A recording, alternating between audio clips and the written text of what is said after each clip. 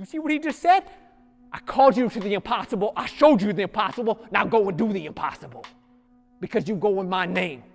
Because I still go ahead of you. He says, I'm always with you to the very end of the age. Would you think he's behind you? I said, God is leading us like a shepherd. He go before us. So I know in this journey that I'm on, he goes through every door before I do. Matter of fact, he opens the doors that we might walk through, and he shuts the doors we don't need to be in, because he goes before us and prepares the way, just like he did on the cross of Calvary. He splintered that thing that we might walk through it. The gate is wide open. All you got to do is find it in the fence and walk through. Why? Because he is a way maker. And if he will do that for your salvation, if he will forgive every sin that you got, the dirtiest little secret you got hidden in that heart, if he is willing to wash it white as snow, what else he willing to give to you?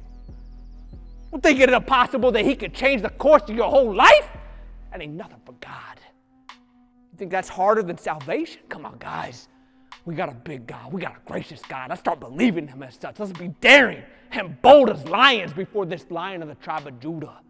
We part of this pride. Let him start taking some pride in us and us taking some pride in him. Look what I did there.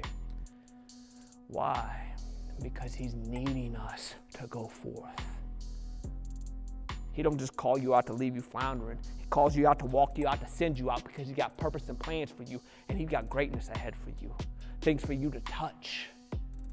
Places for you to go. Words for you to speak that bring the impossible into this life, into others' lives. You know how many salvations I've seen come to Christ? Not one of them by my hand, all of them by God's. And what I do, all I did was speak. Use the gift, walk in the promise that he had called me to. And God went to work ahead of it, preparing the way. I'm telling you, they were triggered and ready to go before I ever spoke a word. All he did was bring the two into alignment, like a translator.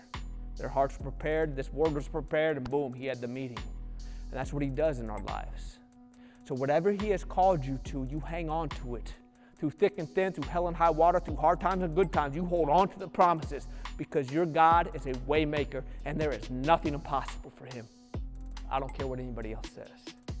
I'm trying to encourage you up in this thing.